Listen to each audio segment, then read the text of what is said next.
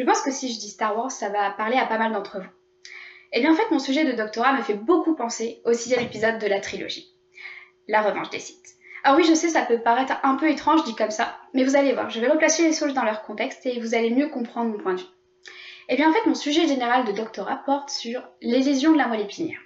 La moelle épinière, c'est cette longue autoroute qui relie le cerveau au reste du corps et qui permet, grâce à des informations, de parler, de bouger ou encore de manier un sabre laser. Et bien toutes ces informations-là sont passées grâce à des cellules très importantes qu'on appelle les neurones. Mais les neurones, pour être efficaces dans leur travail, ont besoin d'autres types cellulaires qui sont fondamentales, comme par exemple les astrocytes ou les oligodendrocytes. Et lorsqu'on va avoir justement un choc violent sur la moelle épinière, cela peut entraîner une lésion de la moelle épinière. Et toutes ces cellules-là vont être stressées et beaucoup d'entre elles vont mourir. Le problème, c'est que le corps va essayer de réparer ces dommages, mais il ne va pas y arriver. Et en fait, les conséquences peuvent être dramatiques puisque ça peut entraîner justement une paralysie permanente de la personne. C'est là que j'en viens à mon analogie avec Star Wars, avec la revanche des Sith. Attention spoiler. Dans cet épisode de Star Wars, le gentil Jedi Anakin Skywalker va basculer du côté obscur et devenir Dark Vador. Il va alors s'en prendre aux gentils Jedi et les tuer. Et bien en fait, c'est un peu ce qui se passe lors d'une lésion de la moelle épinière. Dans notre galaxie moelle épinière, pas si lointaine, eh bien nos gentils astrocytes vont justement basculer du côté obscur et devenir des méchants astrocytes. Ils vont alors s'en prendre aux oligodendrocytes et les tuer.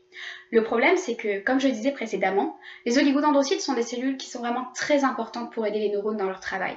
Et donc si on s'en prend aux oligodendrocytes, les conséquences peuvent être dramatiques. Et donc en fait, mon sujet de doctorat comporte deux thématiques. D'un premier point, en fait, j'essaye de comprendre justement pourquoi et comment Anakin va basculer du côté obscur et devenir Dark Vador. C'est-à-dire que j'essaye de comprendre pourquoi les gentils astrocytes, suite à une lésion, vont devenir des méchants astrocytes et s'en prendre aux oligodendrocytes. D'autre part, j'essaye de désarmer Anakin, ou plutôt Seigneur Vador, pour l'empêcher justement de tuer les gentils Jedi. C'est-à-dire que j'essaye de comprendre comment les astrocytes vont tuer les oligodendrocytes et j'essaye de les empêcher justement de les tuer.